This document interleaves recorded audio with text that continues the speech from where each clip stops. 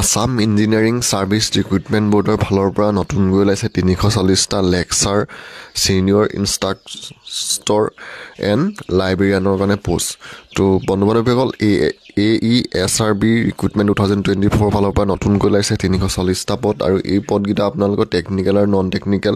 দুইটা বিভাগতে আছে আৰু পদকেইটাৰ আপোনালোকে আবেদন কৰিব লাগিব অনলাইন যোগে। প্ৰথম যোনটো লেকচাৰ টেকনিকেলৰ কাৰণে ওলাইছে 138টা পদ। ইয়াৰে আপোনালোকৰ ব্ৰাঞ্চ উইচ ভেকেঞ্চিটো হ'ল চিভিল ইঞ্জিনিয়াৰিঙৰ কাৰণে ওলাইছে 49টা, মেকানিকেল ইঞ্জিনিয়াৰিঙৰ কাৰণে ওলাইছে 26টা, ইলেক্ট্ৰিকেল ইঞ্জিনিয়াৰিঙৰ কাৰণে ওলাইছে 31টা, কেমিকেল ইঞ্জিনিয়াৰিঙৰ কাৰণে ওলাইছে 2টা, কম্পিউটাৰ ছায়েন্স এণ্ড ইঞ্জিনিয়াৰিঙৰ কাৰণে ওলাইছে 1টা, ইনষ্ট্ৰুমেণ্টেশ্যন ইঞ্জিনিয়াৰিঙৰ কাৰণে ওলাইছে 2টা, এগ্ৰিকালচাৰ ইঞ্জিনিয়াৰিঙৰ কাৰণে ওলাইছে 1টা আৰু আপোনালোকৰ ইলেক্ট্ৰনিক এণ্ড টেলিকমিউনিকেশ্যন ইঞ্জিনিয়াৰিঙৰ কাৰণে ওলাইছে 10টা আৰু মেকানিকেল অট'মোবাইলৰ কাৰণে ওলাইছে 4টা, ইণ্ডাষ্ট্ৰিয়েল এণ্ড প্ৰডিউচিং ইঞ্জিনিয়াৰিঙৰ কাৰণে ওলাইছে 3টা আৰু মিনিং ইঞ্জিনিয়াৰিঙৰ কাৰণে ওলাইছে আপোনালোকৰ 1টা পোষ্ট আৰু পেইণ্টিং টেকন'লজিৰ কাৰণে ওলাইছে 3টা, বায়'মেডিকেল ইঞ্জিনিয়াৰিঙৰ কাৰণে ওলাইছে 3টা আৰু টেক্সটাইল কেমিষ্ট্ৰিৰ কাৰণে ওলাইছে 1টা, টেক্সটাইল টেকন'লজিৰ কাৰণে ওলাইছে 1টা আৰু শিক্ষাগত অৰ্হতাটো আপোনালোকৰ BE, BTech, BS 4 বছৰ ডিগ্ৰী কোৰ্চ কৰা হ'ব লাগিব। তাৰোপৰি আপোনালোকৰ যোনটো লেভেল 10 তাৰ কাৰণে bachelor and master degree in relevant discipline with first class in either of the two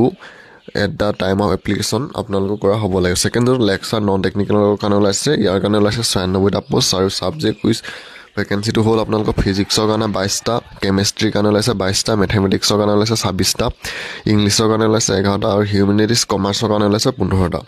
আৰু শিক্ষাগত অৰ্হতাটো ইয়াৰ কাৰণে আপোনালোকৰ master degree in appropriate subject with first class আপোনালোকে কৰা হ'ব লাগিব আৰু ছিনিয়ৰ ইনষ্ট্ৰাক্টৰৰ কাৰণে ওলাইছে 85টা পদ। ইয়াৰ আপোনালোকৰ বহুতকেইটা বিভাগত ওলাইছে আৰু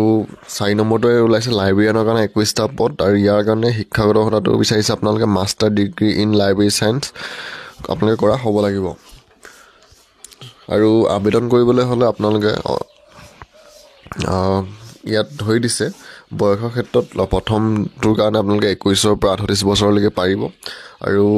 যদিহে SC বা ST হয় 5 বছৰ বেছি হ'লেও পাৰিব, OBC MOBC সকলে 3 বছৰ বেছি হ'লেও পাৰিব আৰু PWD সকলে 10 বছৰ বেছি হ'লেও পাৰিব।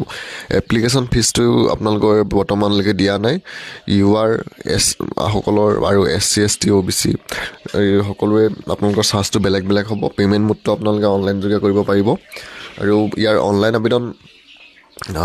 বৰ্তমান আৰম্ভ হৈ গৈছে 3 জানুৱাৰীৰ পৰা আৰু লাষ্ট ডেটটো হৈছে আপোনালোকৰ 20 জানুৱাৰী। যদি আপোনালোকে এই পদকেইটাৰ কাৰণে আবেদন কৰিম বুলি ভাবিছে, ইয়াৰ যোনটো অফিচিয়েল ৱেবছাইট আছে